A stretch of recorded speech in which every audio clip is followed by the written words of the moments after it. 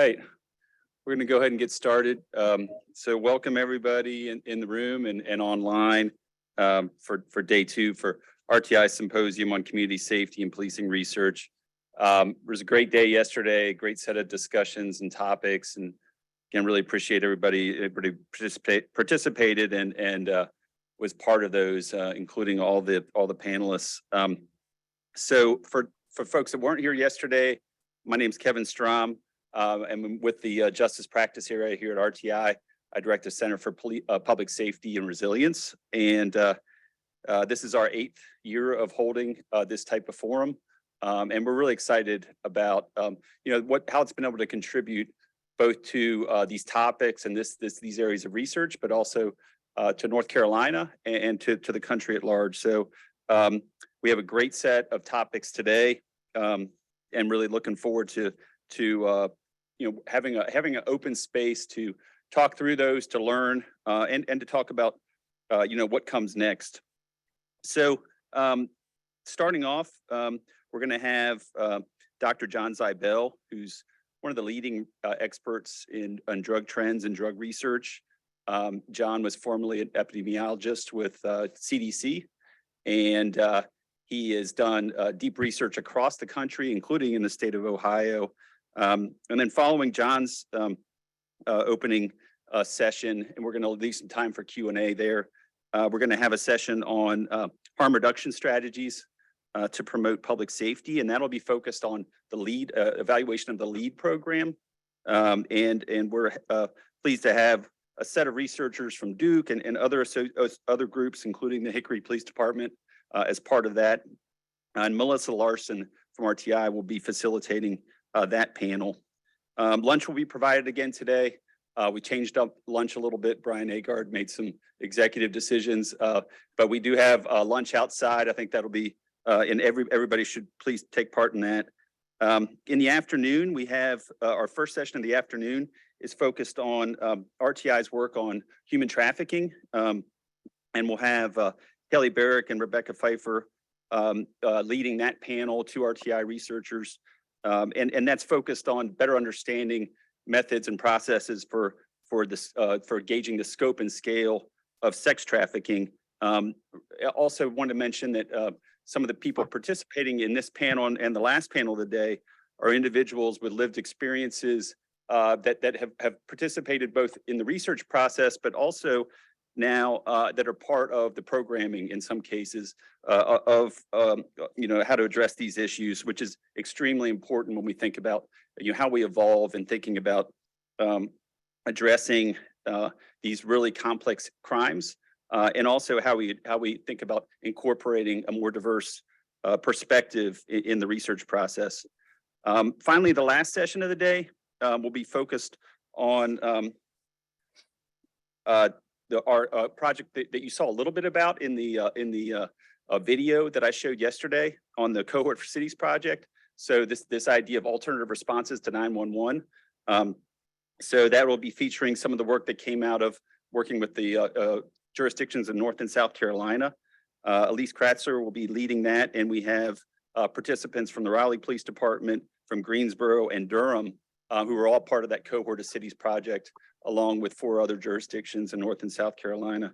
So super excited about all these sessions. And again, we're going to build in time for Q&A in all of these. So please, come prepared with to talk about your ideas and any questions you have. Just a few housekeeping items, to really facilitate the hybrid event. We want to make sure everyone who's asking questions, please use a microphone. Even if you have a loud voice, we need it for the folks online so they can hear. And we'll also make sure we build in time for the online questions as well, just so we make sure that this is a fully engaged process, and we're also being aware of the folks online and their experience throughout the day. With that, I will turn it over to Dr. Zibel, and he's going to really walk us through this opening session. So, John, I'll turn it over to you. All right. Thanks, Kevin. And can you hear me okay? Yes. I'll take that as a yes until someone says something. Thanks, everybody. I'm really excited to kick off this morning session. I heard yesterday was fantastic, and the work that this crew is doing and y'all are doing are just really impressive and important and critically needed. So I'm really honored to be presenting my research to you today.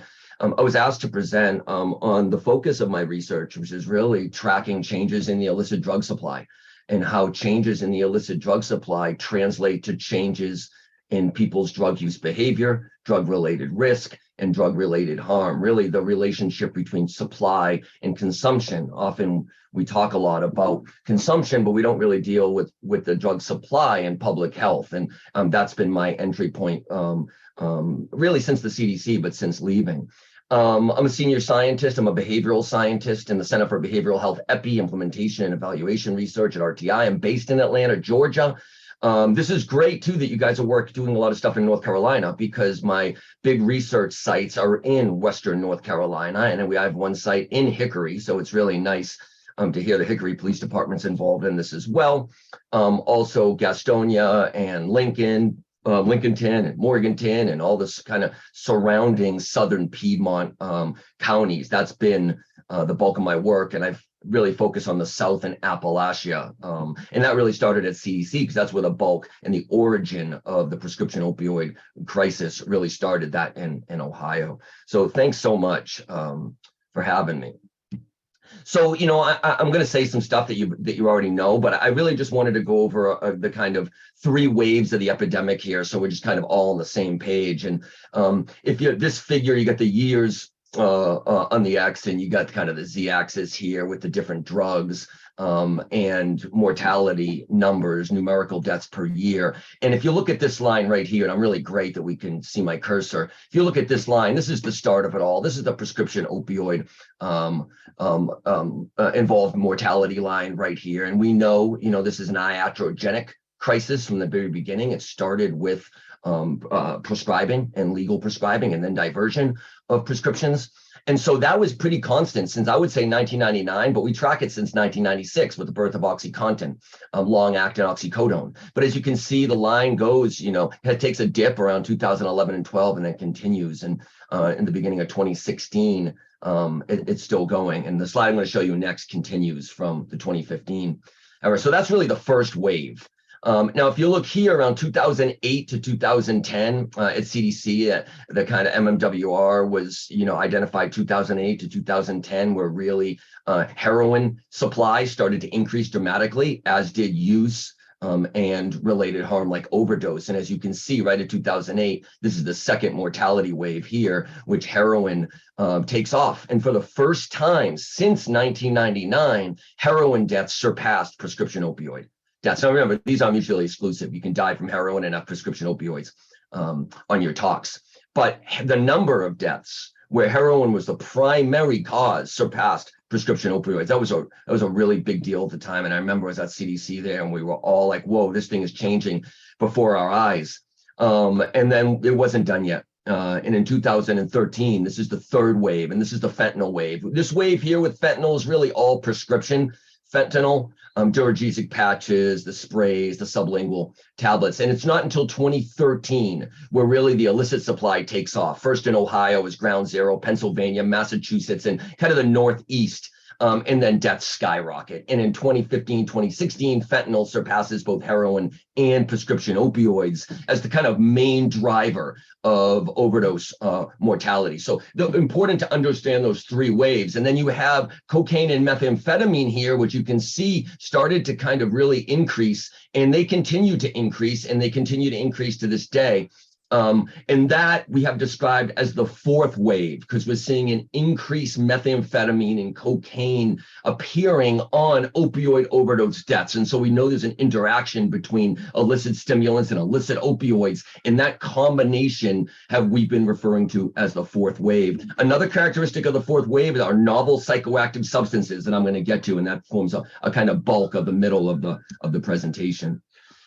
So I'm working with folks in the Justice Division at RTI and the Drug Enforcement Administration to try to track how supply changing over time was related to mortality. This table right here is just overdose mortality from 2013 to 2019. You can see the years up here, and you can see the drugs here on the left. And they're all percentages except for this number. The opioid involved fatal overdoses. So any overdose was an opioid involved, and you can see all the T codes. In 2013, 25,000 and change. In 2019, that doubles. And we know that in 2022, we had 108,000 deaths, and roughly 78% of those were fentanyl-related and fentanyl-related compounds as the cause.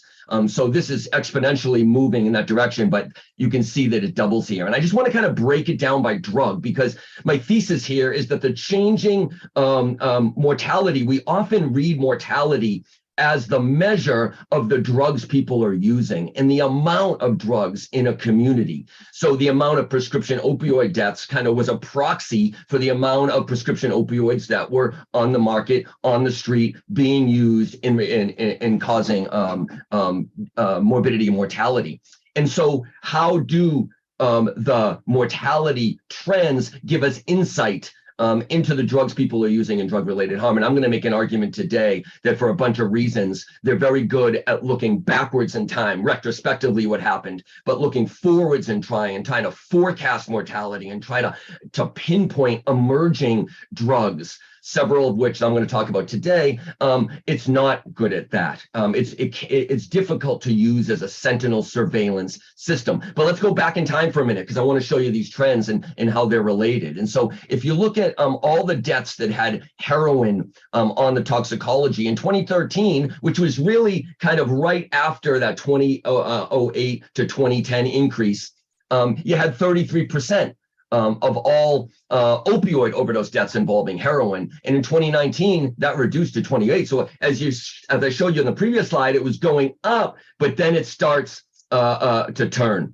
And so, but here's the thing, if you look at heroin without synthetic opioids on the tox, and synthetic opioids is mainly fentanyl, and in this year, mainly illicit fentanyl. That also has other synthetic drugs like tramadol, like meperidine, i.e. Demerol on them, but they're so minute that the synthetic opioid category since 2013 has really been fentanyl. So look, if you take the percent of heroin that didn't have fentanyl, it starts at 32, but drops to 10%, right? So you can see a significant drop in heroin in deaths where there wasn't any fentanyl. Similar for prescription opioids, right? Almost half the deaths in 2013 down to 23, almost 24%, big reduction. Now, if you take away fentanyl deaths, so people that had prescription opioid in their system but didn't have fentanyl or synthetic opioid, they could still have heroin, but they didn't have fentanyl, that goes from 13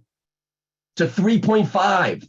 Right. And that's really a victory in a lot of senses for the CDC's prescribing guidelines, the awareness of prescription opioids, kind of pulling back the supply, trying to capture and minimize diversion. And it had a really big effect. I mean, in 2019, only 3% of the deaths had a prescription opioid on board without fentanyl. Quite surprising, especially since you consider, 2006, 08, 13, et cetera. Now, if you look at fentanyl, this is the biggest one, synthetic opioids, 12 to 73. This is the biggest link. This is basically the radical, and I've been using this word, meaning structural, a radical transformation of the illicit opioid market. And we don't stress that enough, that fentanyl turned at the illicit market really on its head and colonized, I like to use that term, colonized the market, really pushing out other opioids. The percent of stimulants, this includes cocaine, methamphetamine, and prescription stimulants. If you look, this is a big increase too, 16% of deaths to 38. And this is why we were saying there's a fourth wave. There's a sharp increase in stimulants. The question is, was that driven by an increase in supply? Increase in supply leading to increase deaths. And we're going to get to that in a minute.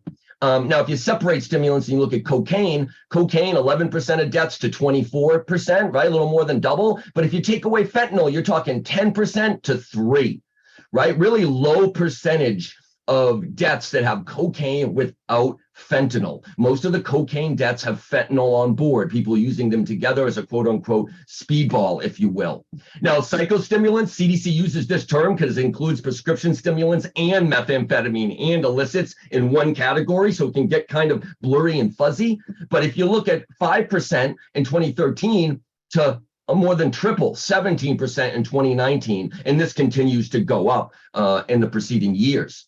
And if you take psychostimulants, though, without synthetic opioids, so if you take the methamphetamine deaths, the amount of prescription stimulants really minute. So you're talking methamphetamine deaths without fentanyl, 4.9%, and it increases here, a slight increase, which it doesn't do with cocaine, right? You take away fentanyl, cocaine goes from 10 to 3. You take away fentanyl, people look like they're still dying from stimulants. And this is a real rub for me because methamphetamine generally does not kill people.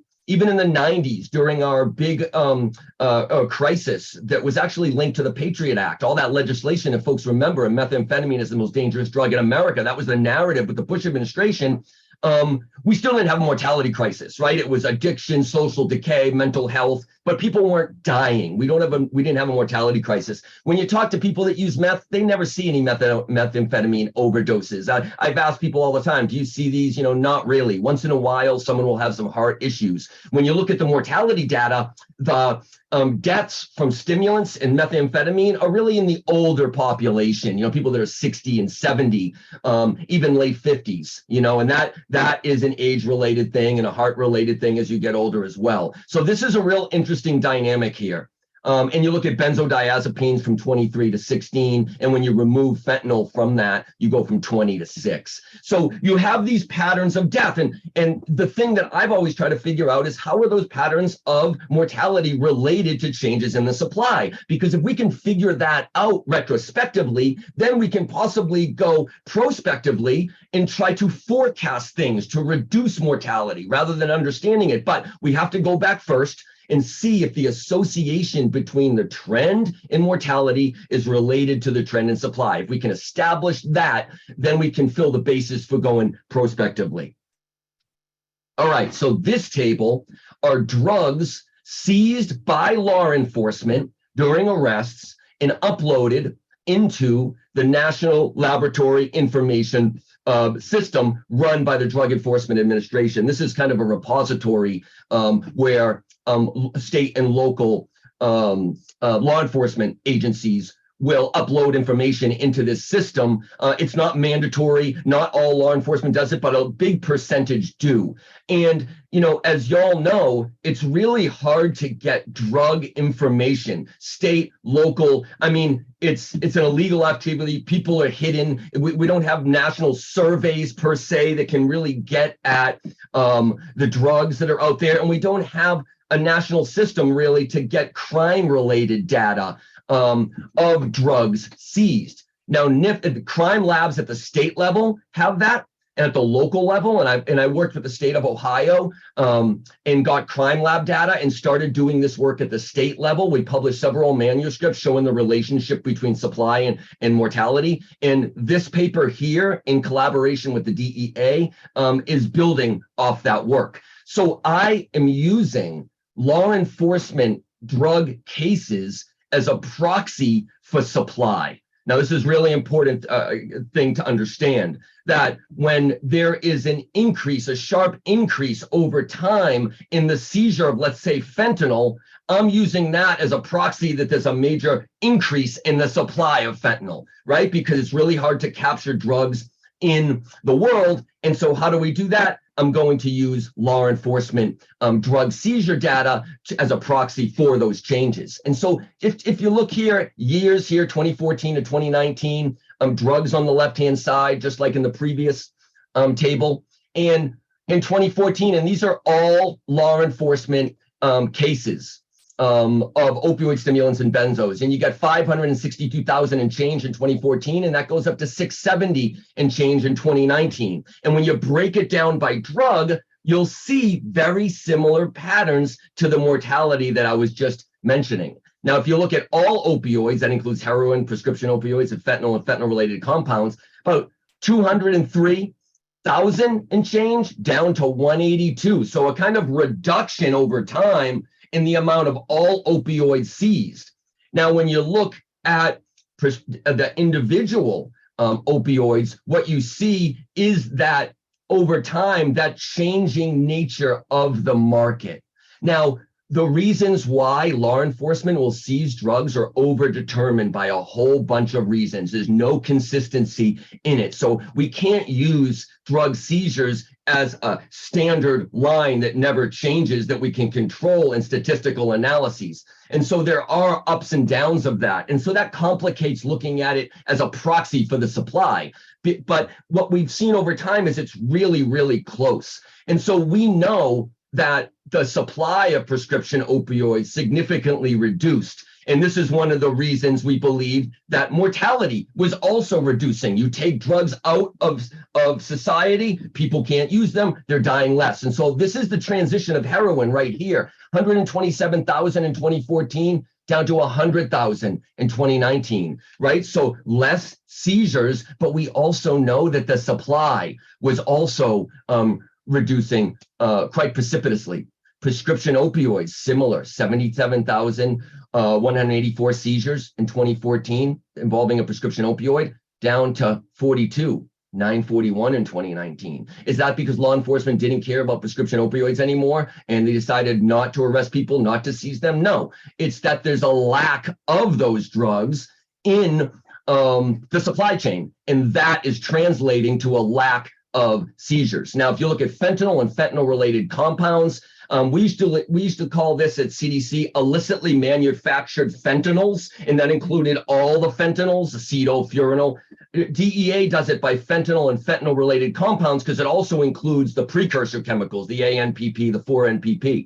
But if you look here, this is the most dramatic one, right? From 4495 to 81,000. Now, that's not just law enforcement saying, hey, let's seize more, let's do some more rips and seizures. No, this is actually the flooding of the market with fentanyl starting in 2013, and it takes some time to ramp up. You know that from the state of Ohio, right? We had cases in 2013, but it really wasn't until 2015 and 2016 where deaths started to precipitously skyrocket. Same thing with here. Heroin supply going down, prescription opioid supply going down, fentanyl supply skyrocketing. Now, when you look at stimulants, right, you got 359,000 to 514. So a pretty big increase in stimulants. Let's break it down by particular stimulants. Cocaine, 161,000 and change to 156, a reduction in the amount of seizures. And the supply of cocaine has been pretty steady over the years. There hasn't been big increases. It's kind of been up and down, and this really represents that. And you can see from, the 163 to the 179, 175, 156. Methamphetamine almost doubled the amount of seizures, and we know that the supply of methamphetamine has also skyrocketed. And these are other stimulants, prescription stimulants. Benzodiazepines that are seized, 46,000 2014 to 36,000, a reduction in 2019. But when you look at this gives you a more accurate kind of supply of those changes that are going on, different than mortality, but they align with mortality. Now, let me put them in figures so you can kind of see what I mean. And so on the y-axis, we have number of deaths per month. On the z, we have number of cases. So this is law enforcement cases, and this is overdose deaths per month numerically. And you got the years down here. The solid blue line are opioid-involved fatal overdoses. And as you can see, right, in 2014, it's high there, but then it skyrockets. And it just goes. But at the same time, the cases of law enforcement seizures starts to really plummet. So by the time you get to almost 2020, there's barely 2,000 seizures in that period. And so as you can see, this kind of inverse relationship. Oh, okay, overdose deaths are going, but prescription opioid cases are going down. People are using less prescription opioids, right? Is that the driver? What's going on there? Similar to heroin, you got the same overdose rate there from 2014 to really 2020. But look at heroin. Heroin kind of starts high. Remember, in 2008, 2010, we had the huge increase in supply. So heroin has always been there, right? It's been there for 150 years. But here you can see it starts, it goes down, up, down. And then right around 16 and 17, it starts to plummet as being found in drug cases by law enforcement, right? And so deaths are still increasing, but prescription opioid supply going down, heroin supply going down. This is fentanyl. Now here's the overdose death rate again, and look at fentanyl. It almost tracks perfectly the crests and the falls goes up. And when we saw this, we were like, wow, this kind of shows at least graphically that fentanyl seems to be kind of driving overdose mortality. Now, we also did this for cocaine and methamphetamine, where we look at cocaine-involved deaths and methamphetamine-involved deaths. I didn't include them here, but they'll be in the paper, and I'll talk about that right now. So the analysis that we did included all states, and results that you see here are shown for both case count and case percentage models. And the full model results are presented as IRRs, as incident rate ratios. Now, an incident rate ratio allows us to compare the incident rate between two different groups. The IRR is a useful metric because it's so easy to interpret and allows us to immediately understand if exposure to something, i.e. a drug, increases or decreases the rate of some incident. So if you want to say cause and effect, we don't like that as statisticians, but cause and effect, something causes, something the effect. So in this case, the question was, are trends in drug exhibits associated with the trends in overdose mortality? So, the overdose rate is going up. What supply is related to that, by quarter, right? By calendar quarter. Now, what we found is that the count of exhibits of fentanyl had the largest association. As you can see here, heroin, the trend in seizures were not associated with the trend in mortality. Neither were prescription opioids, neither cocaine, methamphetamine, benzos. Fentanyl was the only one. The incident rate ratio of 1.03 translates, and this is the important part, translates to one additional fentanyl case per 100,000 exhibits, one additional case, one extra case per 100,000 exhibits, correlated with a 3% more overdose deaths per 100,000 per quarter. So we found that for every seizure that happened, of fentanyl, there was a 3% increase in overdose deaths. Now, if you look at the percentage models, it says it, but just a different way. So for the exhibit percentage models, the association between fentanyl exhibits and overdose deaths translates to a 1.5 increase in the overdose death rate per 100,000 persons per quarter for every 1 percentage point increase in all of the drug exhibits that have fentanyl. So out of all the drug exhibits that have fentanyl, a 1 percentage point increase in exhibits were related to a 1.5% increase in overdose deaths. And what we found is none of the other trends in seizures were. And so what does this mean? It means that we believe that fentanyl is driving opioid overdose deaths. And now cocaine and methamphetamine, the supply and the increase in supply, even though cocaine and meth are with fentanyl in many, many deaths, the supply of cocaine and the supply of meth weren't associated with that. So the decrease in drug seizures were not associated with overdose deaths. Fentanyl was the real one. And what this tells us when you triangulate it with other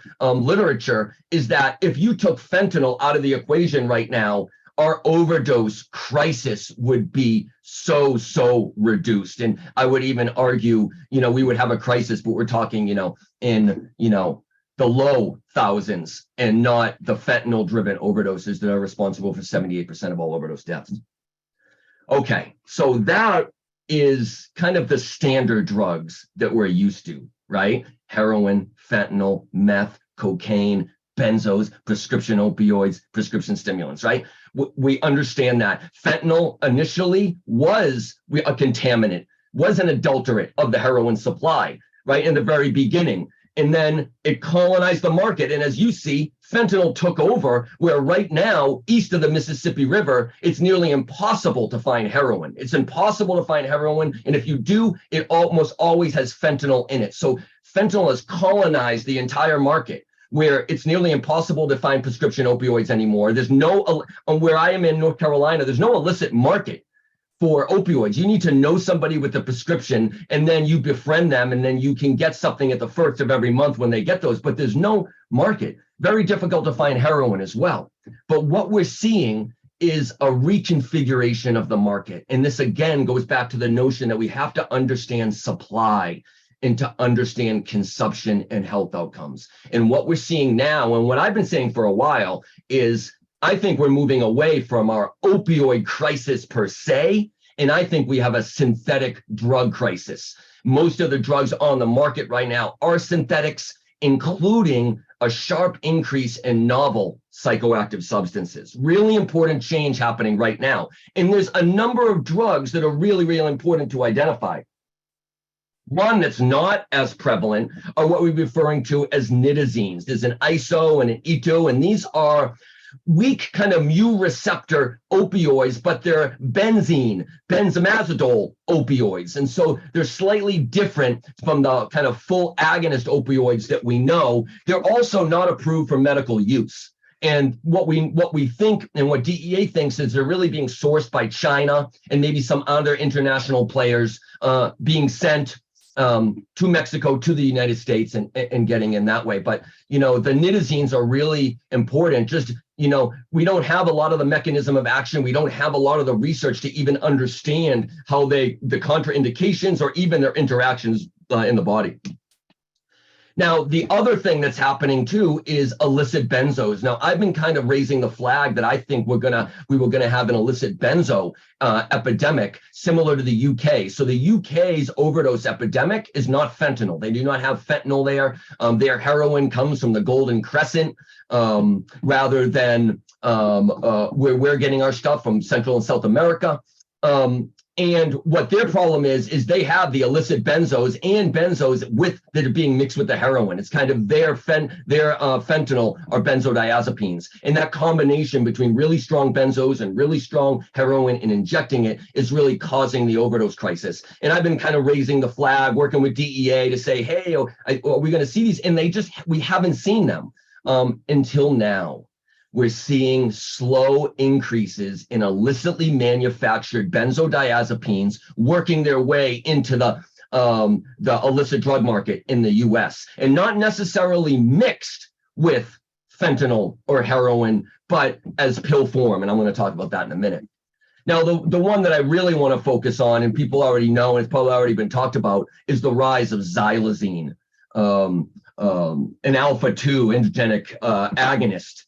A strong sedative that has been in Puerto Rico for about 15 years, but it made its way into Philadelphia. And this paper showed from 2010 to 2019, just a rise of xylazine being mixed in with fentanyl. From what we know right now, it's really not being mixed with other drugs. It's mostly being mixed as an adulterant of fentanyl. I'll talk about that in a minute. So that's Philadelphia, but CDC just recently came out with a notes from the field on xylazine from 2019 and showing how its toxicity is having health effects and kind of where it's appearing and what states it's appearing in. The FDA also made an alert as well. The federal agencies are really kind of triangulating here and really on top of this as it's kind of happening in real time. Slightly late, but that's again back to our surveillance systems. The inability to pick up emerging substances, right? If you wait for overdose mortality to pick this up, medical examiners aren't using assays for xylazine. They're not testing for xylazine. It's like the early days of the fentanyl crisis, right? Medical examiners missed fentanyl. Even the DEA and their STRIDE data missed fentanyl, right? They were all unknown illicit opioids. We knew they were illicit. They weren't really fentanyl, but they were unknown. And we know when we get the STRIDE data, there was all those unknowns. And so, if you're not aware of them and you don't have assays for them, how do you kind of understand emerging threats? And what I would argue is one of the ways is the law enforcement seizure system, but also community-based drug checking. And I'll get to that in a minute. And then DEA also came out the growing threat of xylazine and its mixture with illicit drugs. And again, mainly with fentanyl. And I'll explain that in a minute. So, what is xylazine? It's called horse trank in Puerto Rico, the Spanish version. I don't speak Spanish. I'm not going to try to say it. And in here, it's called trank or zombie dope. It's a very strong sedative. It's not an opioid. It's a potent alpha-2 androgenic receptor agonist, kind of analog of clonidine as well, right? So it kind of, a blocker in a lot of ways. And hasn't been approved for humans. It was discovered as an hypertensive agent in 1962 by Bayer. But due to its hazardous effects, mainly hypotension, so really the lowering of blood pressure, and bradycardia, the lowering of the heart rate, it was not approved for the FDA for human use. But it's a veterinary anesthetic, and the dose varies how much you use between species. I believe it's not a scheduled drug either. It's pretty prevalent amongst veterinarians and people that work with animals, mostly horses. And DEA believes that a lot of the supply, if not most of it, is coming from that kind of legal market that's being diverted. And I think that's the argument for schedulizing it. If it is a domestic access in the US, not coming to China, then scheduling will reduce or at least put some regulation on that. And as a result, xylozine's mechanism of action in humans remains unknown. We really don't know a lot, just like the nitazines as well, just because they haven't been approved for human use and there's not a lot of literature on the topic. All right, let me table the xylazine for a moment, and I'm going to come back to it. But I want to shift a little bit and talk about my fentanyl test strip study in Gastonia and Hickory, North Carolina, and Morgantown, West Virginia. Now, this is all about fentanyl test strips, and I'm not presenting on that today because it's beyond the scope, but there's not a lot of literature on test strips, and this, I think, will be the first longitudinal cohort study to get some really great data, baseline 6 months, 12 months, on who's using fentanyl test strips and how and what effect are they having. But the study was with people that inject drugs who use needle SSP, syringe services programs. The two sites I already told you, and the SSPs in North Carolina were operated by Olive Branch Ministry, Executive Director Michelle Mathis, and has a great relationship with the Hickory Police, and there's a lot of collaboration going on there between OBM and the Hickory Police Department at their Hickory site. The study objectives were really to examine factors associated with FTS use among a longitudinal cohort. And I say rural, and I'll show you the map in a minute, because that's really what it is. The majority of people are living in quote unquote rural areas. And then the other thing was look at changes in drug use behavior. You know, if people use the fentanyl test strip, were they more likely to practice safer use behaviors after discovering it was fentanyl compared to people that don't test their drugs? And so really those were the questions. 541 people. We're just finishing up the 12-month now. And so that first paper will be out soon. And really, this is the map of where we are. And you can see North Carolina down here, and it's just the western part of North Carolina. This is really almost like the western Piedmont all the way up for Virginia. And Charlotte is right here in Mecklenburg County, and we're in Gastonia, Catawba, but all these counties with the lines through it are feeder counties, meaning people use the syringe exchange programs. And when we do our surveys, we do outreach in all of these areas. Project Lazarus, people know that's from Wilkes up there. This side over here, Bill Zool and NIH had a big rural opioid initiative. So we got a lot of information about the characteristics of this area. But this area, when I tell you the data that I got next, that's where it's from. Now, the reason I'm showing you this study, because it has to do with fentanyl test strips, is because we asked people the drugs that they did and the drugs they inject, both ever, 6 months and 30 days. And I just wanted to show you at this local level in North Carolina, how kind of the changes that we're seeing in supply, how do they affect people's use behaviors, and what are people using in more kind of southern or southeastern or more rural exurban areas. And the number on the top of the bars is the number of people. And so this is just North Carolina, 378 people, past 30 days injecting. What did you inject? And as you can see in this part of North Carolina, it's methamphetamine. And methamphetamine is the dominant drug. I didn't show you another table, but what we found is people that only injected fentanyl and that was it, nothing else, no meth, it was 3% of people. So almost everyone using fentanyl is also using methamphetamine in this area. In other areas, it's cocaine instead of meth. And again, that's the supply. There's not a lot of cocaine in this area. It's very expensive. You can go to Charlotte, kind of close, and there's more cocaine and crack. There is some there, but as you can see down here, not a lot of people are injecting cocaine or doing speedballs. So methamphetamine, heroin. Now remember, as I said before, heroin without fentanyl is really non-existent. We've tested a lot of it, and most of it's coming back positive for fentanyl. And so then heroin mixed with meth, fentanyl mixed with meth. So those top five, right, are methamphetamine, heroin, and fentanyl, and the mixtures of those and people injecting those together. The other thing I wanted to highlight is there's also a slight increase in people injecting buprenorphine. A small number of people, but just really important to note because that is a prescription opioid that is increasingly on the market. And there's a small number of people that are injecting that. And we have a qualitative study with FDA digging into that a little deeper of what's going on there.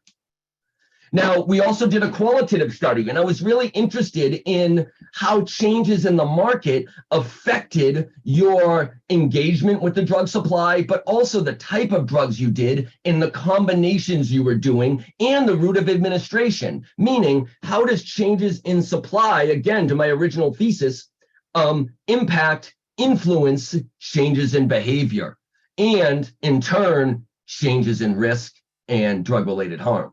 And so one of the things we asked is, hey, how did you find out that fentanyl was there? What was that like? And they said they used a bunch of different things, how it looked, how it felt, and they really were chemists in a lot of ways of analyzing the heroin in the very beginning days of 2013, 2014, 2015, the stuff that had fentanyl. But then when we asked, tell us about the high, what is it giving you? Is it doing what kind of heroin does since it's taking over the market? And so the comments are really interesting. You know, fentanyl makes you nod out real bad. Regular heroin does that, but the fentanyl is a lot stronger, right? And fentanyl knocks you out. It functions as a sedative. And that's why in medical settings, it's used in combinations with propofol for sedation. And so we know that it knocks you out. That's the use of it. But on the street, the illicit version is doing that too. So we're not talking about your father's heroin nod, where they were conscious and they were just nodding. And if you talked behind their back, they would know it and tell you to stop talking about them. Fentanyl is actually knocking people out. Now, I'm not talking about being unresponsive overdosing with respiratory depression. I'm talking about just the heavy sedation where you can't get your head out of your lap. So not only is it doing that, but it doesn't last long at all, right? Fentanyl hits you right away, but it doesn't last. If you got something that lasts for more than 10 minutes, you found some really amazing stuff. Now, what this is doing too is when you ask people that, how does it affect you, right? Well, the short high is making people inject more frequently if they want to keep that opioid effect. It's almost like kind of smoking crack, right? Crack high is about 5 to 10 minutes. But then it drops your endorphins really low and your dopamine, and you have the need to feel that effect again. We're seeing similar behaviors with fentanyl because it doesn't last, and people therefore are injecting and using a lot more. The fact that I have to inject more is tearing my veins up. It's harder to find places to shoot. I'm losing sensation in my fingers. My legs now swell because I'm using the veins in my legs. And so what we see, and this is for another day, but what we're seeing around the country is people transitioning back to smoking.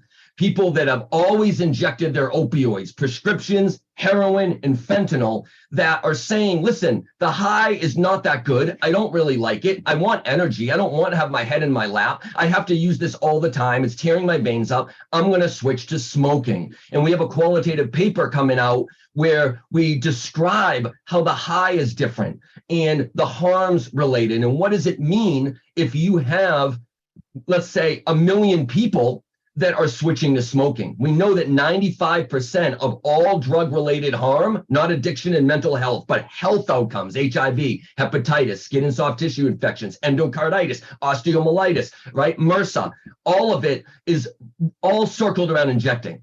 So if we can get people to smoke, the reduction of that harm is a huge deal. And that's where the smoking equipment at SSPs come in. There's very little risk for smoking. It's not like you're getting HIV or hepatitis. The literature is really blurry if you can get hepatitis C infection from sharing a straw, if you will, even if you have dry, bloody lips. The literature just doesn't show that.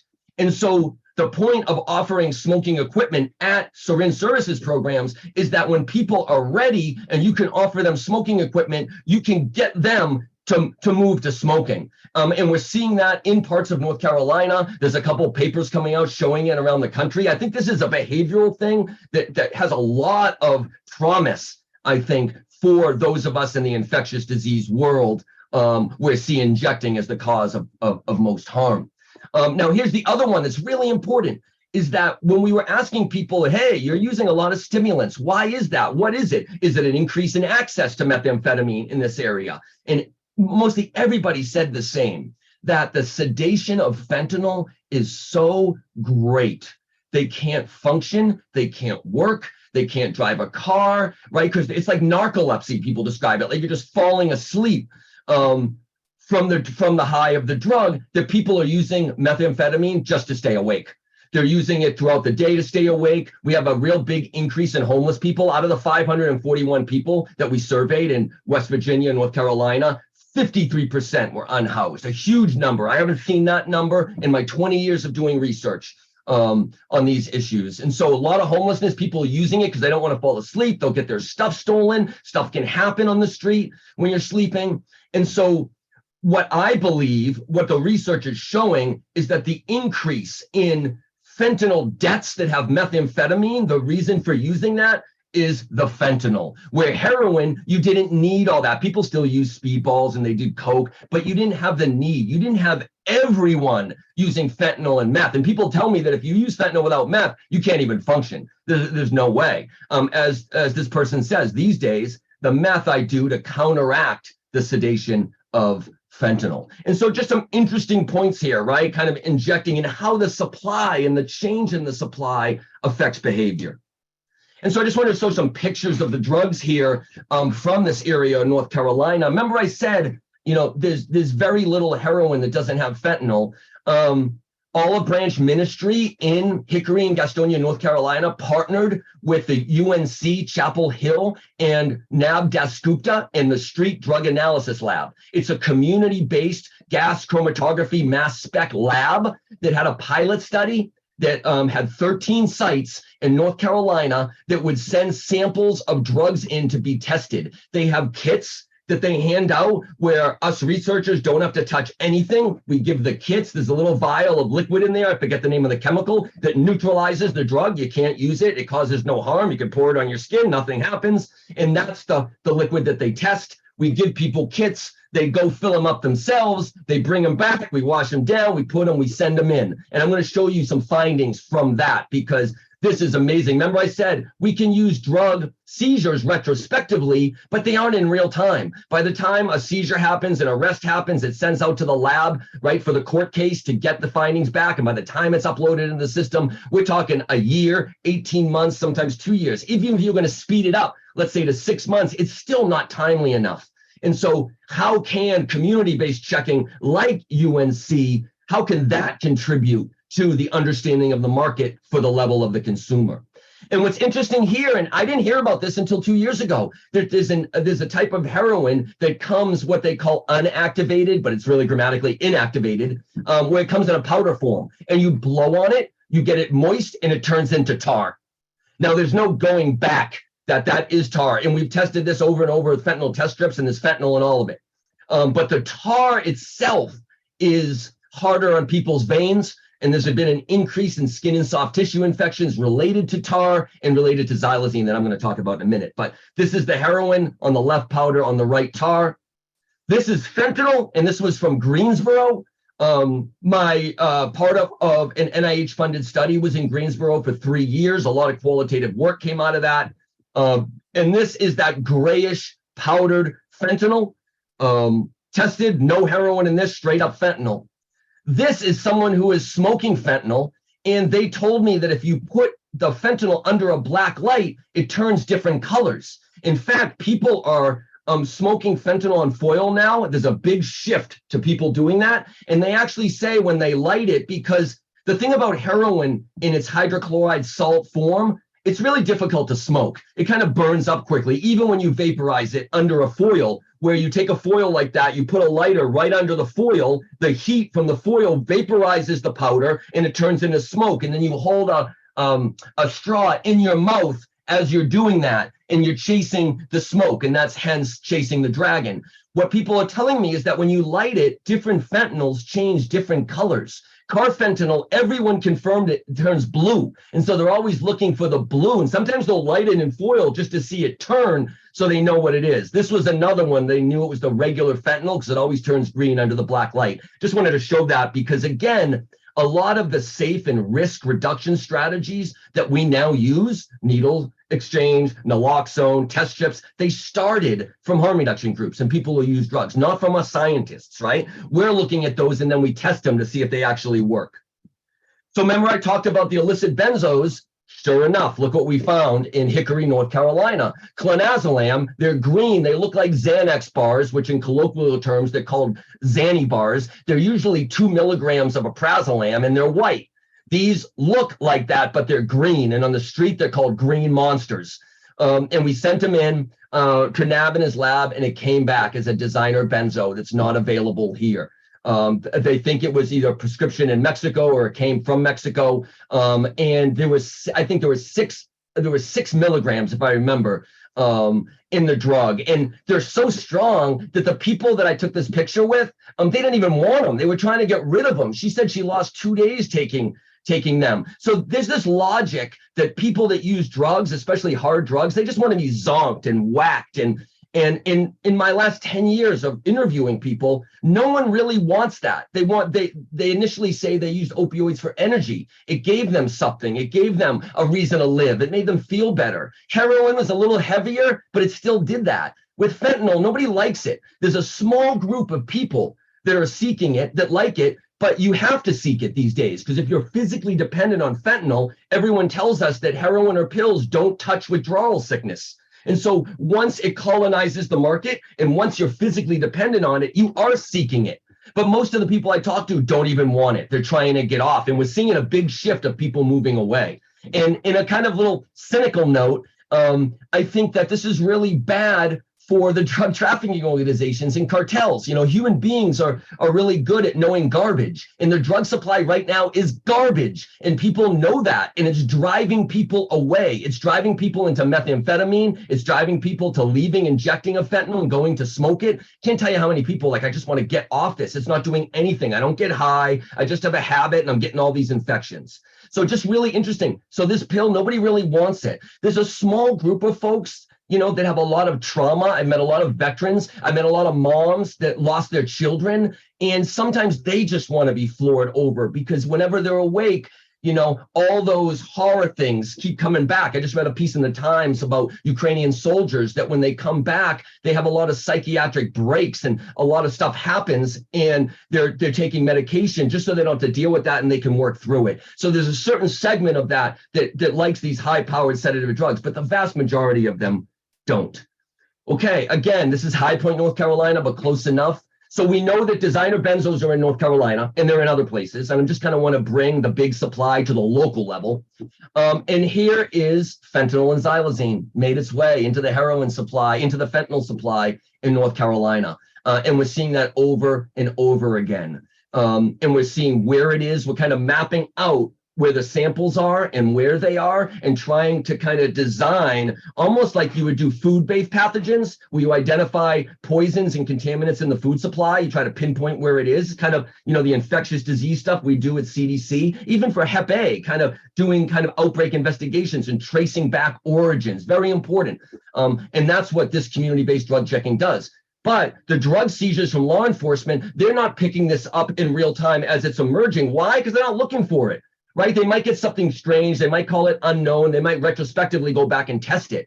But using law enforcement drug exhibits as a sentinel drug surveillance for public health is just has so many limitations. And so I've been arguing for a community-based drug checking model, whether it's at academic institutions, partnering with law enforcement, partnering with harm reduction organizations to get real-time data. And I'm going to conclude the talk with that. Now, okay, so that's the drug supply. You get a caption of the stuff going on in the country. You got stuff in North Carolina. Now let me talk about some health outcomes. Because remember I said, it's not just about how changes in supply affect consumption. It's how the changes in supply affect consumption and all the consumption-related harm. So I want to say this without being hyperbolic, but I believe that the growing incidence of novel and severe wounds among persons who inject drugs is an emerging public health crisis. And it's really lost among skyrocketing overdose deaths. Overdose deaths are so traumatic. They're so immediate. right? They're so just ending of life that they've eclipsed all of the other health outcomes that are associated with the opioid epidemic that are way more expensive to treat. Like overdoses, not to be crude, are really cheap, right? Like it doesn't cost anything from the medical system. It's just medical examiners, stuff like that.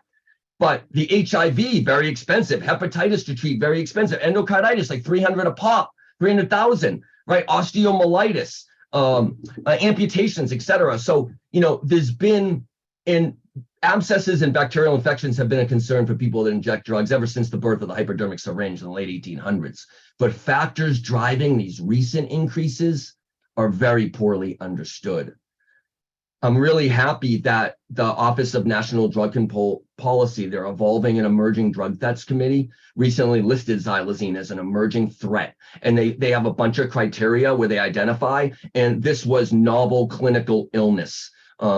And that is the wounds that I kind of hinted at earlier on. Now, what's happening in this era of increasing contamination of the illicit drug supply, a new wound typology appears to be emerging. And I think this is directly related to xylazine. Now, let me just talk quickly. I'm going to blast through these because I'm close to my end time, even though we started like a little 5 minutes late. So I'm separating here. In the literature, we separate what we're calling injection-related wounds from skin and soft tissue infections. And the reason is, for the last 2 or 3 years, we've seen wounds developing that are not near the injection site. Most injection-related abscesses, skin ulcerations are due because you're jamming bacteria or over and over again into your skin and soft tissue. And so those turn into infections, they turn into pus, they turn into abscesses. These wounds are categorically different. They're often non-infectious. They're distal to the injection site. They look like chemical burns in a way, not your kind of traditional abscesses, and they're expansive and they don't heal. So if we're talking about that persons who inject don't engage the healthcare system anyway, and now we're talking about an infectious disease trend that takes a long time to heal. Philadelphia has documented multiple persons getting amputations, mostly fingers and toes. We're finding them on the lower extremities, fingers, toes, wrists, knees, between the ankle and the kneecap, not near where you inject. Where traditional infections happen from high injection frequency, right? Subcutaneous, when you miss a shot and it fills that area with the solution, right? Especially if you get it in arterial tissue, right? It can really cause a lot of stuff. Non-sterile injection equipment, right?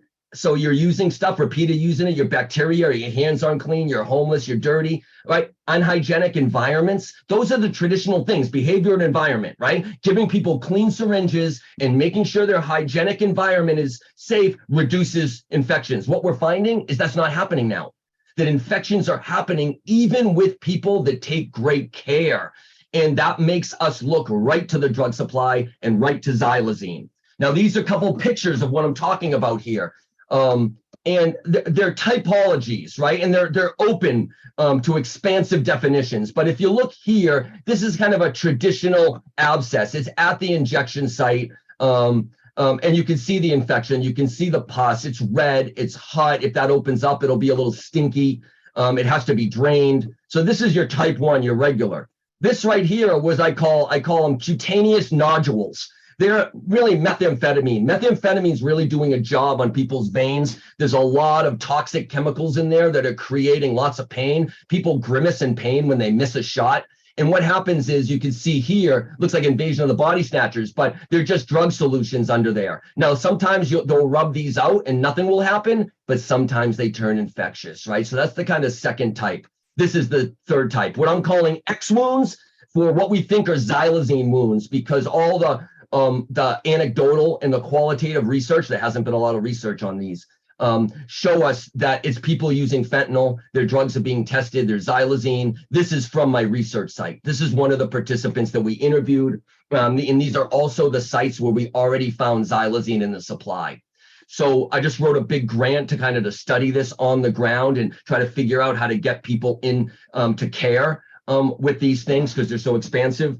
So that's exciting, but there's not a lot of research there now. But, and we can spread these around as well. This is from my colleague Van Asher, and they're just handouts that needle exchange programs are giving out, kind of self-care. How do you deal with wounds? Looking at xylazine wounds. And the recommendations are saying they can appear anywhere in your body, regardless where you're injecting. And some red flags, right? And the most critical is there's a lot of dead tissue. They're necrotizing quickly. You know, it makes me think of the crocodile wounds, the crocodile wounds that we've seen in Eastern Europe. That's made from codeine. We won't have a crocodile epidemic in the US because the desomorphine is made from codeine, and Russia's codeine is our OxyContin. So we don't give out codeine in cough medicine as a cough suppressant. So, but it's like that. It's like, but the question that we're asking ourselves, is it the toxicity of the drug, or what my colleague, Dr. Judith Feinberg from West Virginia thinks, that it's creating an immune response, that it's getting in the way of your body healing? It almost reminds me of diabetic wounds where you have lack of circulation. Remember, xylazine causes hypotension and bradycardia, right? Your circulation is getting lower. And so you get a cut on your leg where you're homeless. Maybe you're making an encampment, you get a cut on your leg and the thing doesn't heal, right? There's venous pooling down there. The skin turns black. It's necrotizing, but it looks like a burn, but sometimes it's not even infectious. And so these are so new that we're learning as we go along. And just some additional kind of messaging for xylazine for you all. And I can make this available as well. I just got to take out the stuff that hasn't been published yet. But remember I said how fentanyl is just so sedative? Well, now you're going to link this with xylazine. Again, people don't want this, right? I was reading the Wikipedia page for xylazine. I was preparing for this talk, so I always like to see that. And at the very end, the page ends with, wow, we don't know why xylazine is so popular now, right? The thing is, it's not popular, right? It's being put in the supply without people asking for it. Now, the people that do use it, the only benefits they say is that fentanyl is short acting, that it gives the drug legs, that it makes it last longer. It takes the high. It's kind of like using heroin and benzos together, where the benzo is not an opioid, but the combination, you know, gives you a longer high. So I believe that's why people are putting it in. But that combination of opiate and sedatives, especially two really strong sedatives, are really dangerous. It can make you pass out in places that are unsafe, right? Positions that can block your breathing or cause cutting off circulation. Also, xylazine is a sedative, so it's physically dependent drug. You will get a habit from it, just like alprazolam. So if you use it daily, but methadone and buprenorphine do not stop withdrawal of a xylazine habit. Test strips are coming out. BTNX just made some xylazine test strips that are really, really interesting. And our FTS study shows that people are willing to test their drugs if there's a risk there. And then overdose. It really kind of complicates overdose effectiveness, right? We're seeing a lot of anecdotes where people are unresponsive but breathing.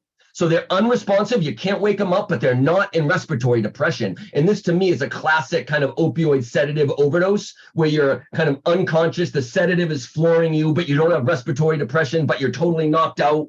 That dynamic is what we're seeing. And naloxone does not reverse a xylazine overdose. And xylazine is usually mixed with fentanyl. And so, you know, if someone's not breathing and they're unconscious, you want to give them the naloxone, but if it doesn't wake them up, which happens quite a bit with the sedative, you know, that's the sedative. So what do you do when that happens? We got to tell people and teach them. And I think Melissa was going to talk about this in her harm reduction segment next, and this will kind of bleed into that, I think, nicely.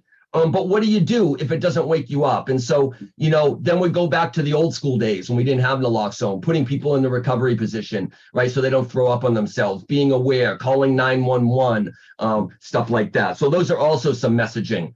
And I want to kind of end with this question, because I think the current dynamic of the drug market causing harm raises a lot of issues. So, you know, increases in weird overdoses and severe wounds suggests that just focusing on behavior, meaning people using more safely or making the environment safer, might be less effective, right? If harms stem from the drug supply, in other words, and not risky behavior, like remember, you're physically dependent, you're already injecting, so you're trying to inject safe, you're using a new syringe every time, you don't want to get an infectious disease, so you're doing all that. You're keeping your setting unhygienic, hygienic as well, right? but you're still getting these wounds, you're still getting these overdoses. How does harm reduction address supply side factors, right? We're founded on behavior. Heroin, it killed people back in the day, but usually when you mixed it with other things. The problem wasn't overdoses with heroin. The problem wasn't overdoses with methamphetamine. The problems with overdoses with fentanyl. And now we're seeing that and back then we could change behavior so you didn't get HIV, you didn't get hepatitis, right? You didn't get bacterial infections. But if you're using safely and it's the drug itself causing this, what do? I argue that we need to treat it like the food supply. Like the food supply is poisoned. The illicit drug supply is being poisoned. People don't want these. It's not even an opioid adulterant. And so how do we do that? Multiple ways. I think we don't have a lot of point of use, test strips for xylazine, but real-time community drug checking. Like we need to test the lettuce, right? If there was E. coli in the lettuce, what would we do? And how do we do that? We've shown with our law enforcement seizure work that we can forecast overdose mortality retrospectively. If we can do that, we can get drug checking, map it out in a community, and figure out where the drugs are so we can give people information of where stuff is. Because right now, people don't know. They're trying to navigate by the way stuff looks, sees, touches, and feels. Really, really difficult to do. A cheap way to do that, this is my last slide, is community-based drug checking. This is an FTIR machine. It's used by a lot of law enforcement agencies. It takes some training, but you can use it. It uses light spectrometry and has a library of drugs. And this is a great way to do real-time drug checking. People bring in samples, or you have a human interface to the market somehow, and that can be the contentious aspect right there. But UNC has those things, has the ways people can put drug in something that neutralizes it, and we can do that. But this would be real time in a community. You combine that with a UNC lab. I think this is where we really need to go, where we need to start treating the drug supply really as the problem, as a poison, as a contaminant. And how do we do that? We need to test, and we need to do community-based checking. All right, I'm going to stop there because I know I was over, and thanks for letting me go. And sorry to talk so fast. I just wanted to get everything in. Thank you so much, John. We have one question in the chat that I wanted to make sure you saw is, when and how can we access the research or paper? Wanting to share this with our health department that is wanting to start a syringe site soon. Yes, if you're talking about the drug seizure trend data, that paper will be out shortly. I'm guessing in 3 or 4 months. This, again, is the problem with publishing in traditional academic sources, right? It takes a long time to get stuff out. And this is an emerging threat now. And this is what I've been trying to figure out in public health. How do we get drug surveillance? How do we do that in public health ways that are timely, real time? And so, yes. And so that'll be 3 or 4 months. However, I have a few papers from Ohio that do the same thing. And Ohio set the stage. So the analysis I presented with the DEA data on the overdose mortality nationally, we did it in the state of Ohio, both for fentanyl and stimulants. So there's papers there. The other stuff, I can totally get you. Absolutely. The chops, the thing to hand out to people, the information packets as well, I can get. So if you want to, talk to Kevin, get in touch with me, and I'll give you whatever I have. Awesome. Thanks, John. And then with xylazine, is it a national trend or just something locally in the Southeast? Yeah, so it's absolutely national. In fact, it's been in Puerto Rico for a good amount of time, I think since 2009, and it made its way into Philly. And I think there was just a Puerto Rican Philly connection there. And so it was in Philly, and that paper showed from around 2010 to now. But the SUDOR's effort at CDC, which is 38 states, they're finding it in a majority of states as well. And so we know it's in North Carolina. We know it's in other places. I would say for folks to go to the Street Drug Analysis Lab, and you can just type that, Google that in, Street Drug Analysis Lab, UNC. They have it by location, by state. I think there's 30 states that Nab and his team are testing, and you can see there where xylazine is happening. But I will say that xylazine is a problem. There's a lot of it. You can get it in liquid form and turn it into a powder relatively easily. And so I have a feeling it's so big, it's in so many things that it seems like it's kind of here to stay. And I think with the nitazines and with the benzos, really what we're seeing is a synthetic drug crisis. And I think public health, we need to figure out how do we deal with that supply. Just focusing on behavior and environment's not necessarily going to do it. How do we change our thinking? I think we can have a lot of things to learn from the way law enforcement approaches the testing of drugs, the nomenclature of organizing it, and we need public health and public safety collaborations. There's a lot of tension there historically, but we need to do it. Michelle Mathis in the Hickory Police Department is a great model. You have a community-based needle exchange, right, with a rural police department, and they're collaborating together. So I think we need to kind of figure out how to maintain those connections because xylazine is only growing. And as I said before, I do believe the wounds are the next public health crisis. Overdose, wounds, and HIV, hepatitis, and endocarditis is similar. A lot of endocarditis cases. And we need to think these are expensive cases. All of this is expensive. And how do we kind of get people into care so we minimize the cost of these things? So I think we got a lot of challenges ahead of us, but we also have experience and people and other examples like food-based pathogens, other infectious disease stuff as well that are models that I think we can tap into. Awesome. Thank you so much, John. And I wanted to see if there were any questions for, okay, Brad Ray. Oh, first we have one from Michael. John, how you doing? Got a question for you. From your study from 2014, 2019, your youth overdose, do you have any numbers compared to adults? Comparing what? From youth to adults as far as the overdose. Oh, yeah. No, I don't, unfortunately. Well, there is data there, and I think a paper just came out on overdoses of people 12 and older, or 12 to 18. I know I saw that recently, but no, I've been just working with 18 and older. But that data is out there, and I think CDC or one of the federal agencies just published a paper there, and I'll look for that. I think I actually have it on my computer, and I'll try to look for that and give it to Kevin as well. Hey, John. Brad Ray here. Great talk as always. Really appreciated you talking about the community drug checking. I was curious though, what would you advise to harm reduction organizations that want to do that on how to engage with local police? Should they get a letter? I mean, how do you make it so that folks can feel comfortable coming someplace, bringing drugs with them to get it checked?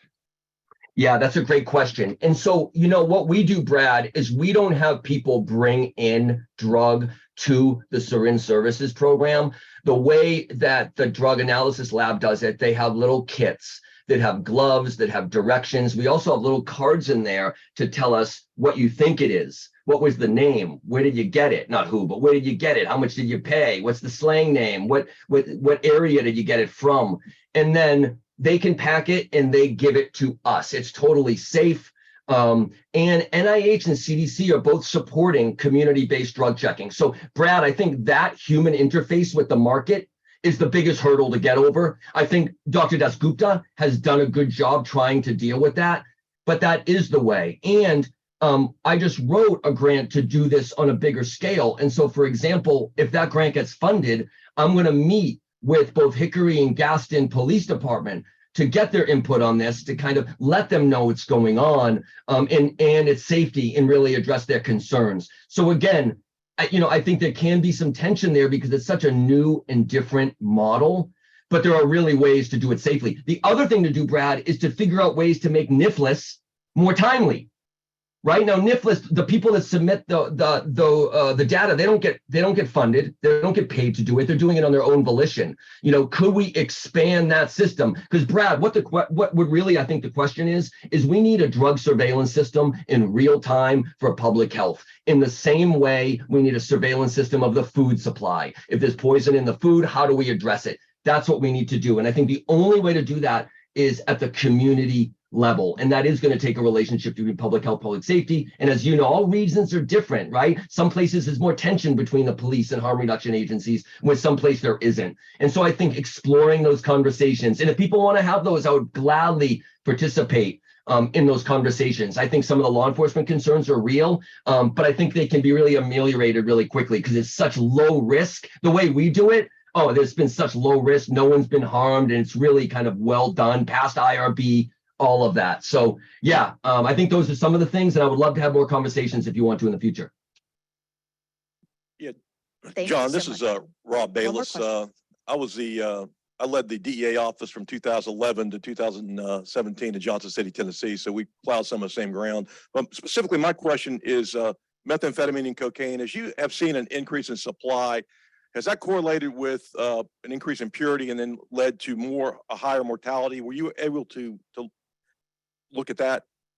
Yeah, no, that's a really great question. Thank you for that. And thanks for all your work you do. I think we definitely cross paths doing those outbreak investigations. What we did is we took the Ohio case. I know I'm leaning this way because that's where my mic is.